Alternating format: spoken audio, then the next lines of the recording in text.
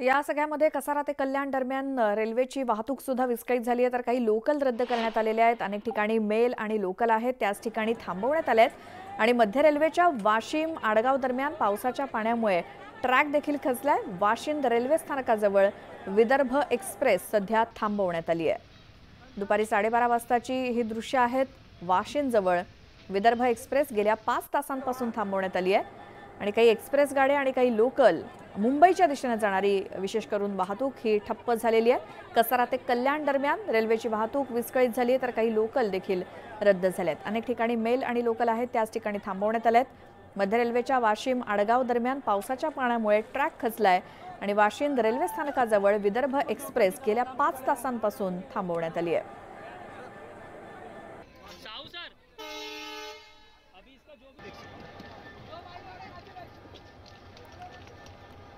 Railway track खालची वाळू सुद्धा खडी वाहून गेली आणि त्यामुळे तिथे जोरदार काम सुरू आहे। मात्र सुरक्षिततेच्या दृष्टीने या एक्सप्रेस किंवा लोकल जागच्या जागी थांबवण्यात आलेत। झाड कोसळलेलं होतं, ओव्हरहेड वायर देखील तुटली होती। या संदर्भात सर्व तांत्रिक बिघाड दूर करण्याचे देखील काम युद्ध पातळीवर सुरू आहे। शहापूर तालुक्यात पहाटे 4 वाजल्यापासून मुसळधार पावसाने जोरदार हजेरी लावली। त्यानंतर शहापूरमधील अनेक भागातील जनजीवन विस्कळीत झाले। त्याचबरोबर शहापूरमध्ये अनेक भागामध्ये वीज पुरवठाही खंडित झाला। त्याचबरोबर पूर परिस्थिती निर्माण झाली।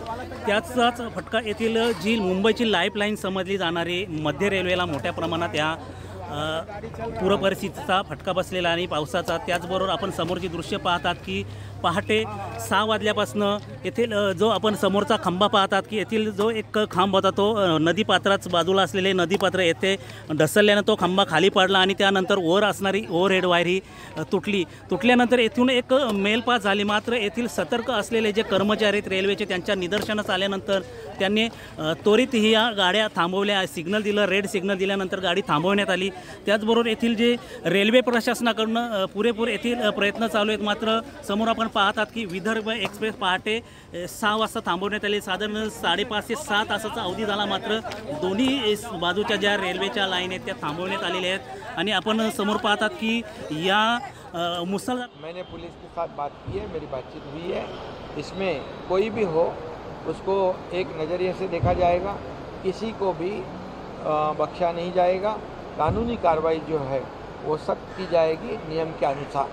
तो जो भी हो कानून के सामने सब बराबर है।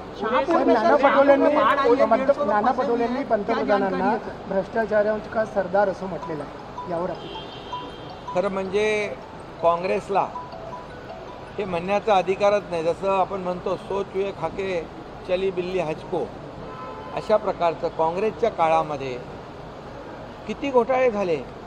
कॉमनवेल्थ घोटाळा, कोळसा घोटाळा, ऑगस्टा कुठला तो 2G स्कॅम, कोळसा घोटाळा, चारा घोटाळा, शेणाचा घोटाळा, किती घोटाळे झाले। नॅशनल हेराल्डचा घोटाळा, सगळे घोटाळ्यांची मालिकाच एवढी होती की 2014ला लोकांनी त्यांचं तोंड काळं करून टाकलं। 2019ला पण त्यांना तेच भोगावं लागलं। 2024ला पण त्यांना तेच करावं लागलं। म्हणजे जनतेने त्यांना घरी बसवलं। याचं कारण त्यांनी बघा काँग्रेसने केलेले घोटाळे जनतेच्या समोर आहेत। कट, कमिशन आणि करप्शन ही त्रिसूत्री ही काँग्रेसच्या काळात आपण पाहिली आणि म्हणून 2024ला जंग पछाडलं त्यांनी मोदींना हरवण्यासाठी, मोदींना हटवण्यासाठी। परंतु या देशातल्या जनतेने मोदींना पुन्हा प्रधानमंत्री बनवलं पण काँग्रेसला बनवलं नाही। याचा अर्थ लक्षात घ्या, ज्या मोदींनी 10 वर्ष कारभार केला त्यांच्यावर एकही करप्शनचा डाग लागलेला नाही, घोटाळ्याचा डाग लावू शकले नाहीत आणि म्हणून काँग्रेसला घोटाळ्यावर, करप्शनवर बोलण्याचा नैतिक अधिकार नाही।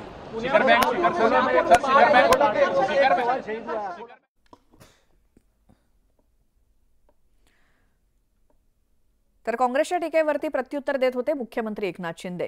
आता पुढची बातमी आहे, मुख्यमंत्री वैद्यकीय सहाय्यता कक्षाने रुग्णसेवेमध्ये उत्कृष्ट कामगिरी करून राज्यातील हजारो रुग्णांच्या जीवनात निरामय आरोग्याचा प्रकाश आणलाय आणि या योजनेमुळे अनेक रुग्णांना अक्षरशः जीवनदान मिळत असल्यामुळे ही योजना आता महाराष्ट्र राज्य सरकारची महत्त्वाकांक्षी योजना ठरत असल्याचं प्रतिपादन राज्याचे संवेदनशील मुख्यमंत्री एकनाथ शिंदे यांनी केलं।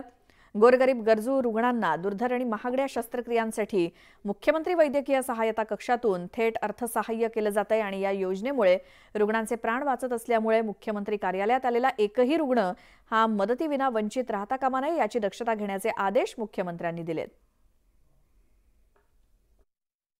राज्याचे संवेदनशील मुख्यमंत्री एकनाथजी शिंदे साहेब यांच्या नेतृत्वाखाली मुख्यमंत्री वैद्यकीय सहायता कक्षाच्या माध्यमातून गेल्या 2 वर्षांमध्ये तब्बल 285 कोटी रुपयांचं अर्थसहाय्य वितरित करण्यात आलंय. यामुळे समाजातील दुर्धर आजारांनी ग्रस्त अशा तब्बल 35,000 पेक्षा अधिक रुग्णांचे प्राण वाचण्यात यश आलंय. मुख्यमंत्री वैद्यकीय सहायता निधी योजना ही पूर्णतः निशुल्क असून या योजनेमध्ये एखादं रुग्णालय अंगीकृत म्हणजेच एम्पॅनल करायचं असेल तर ती देखील प्रक्रिया पूर्णतः निशुल्क आहे. यासाठीचा टोल फ्री क्रमांक आहे 8650 567 567.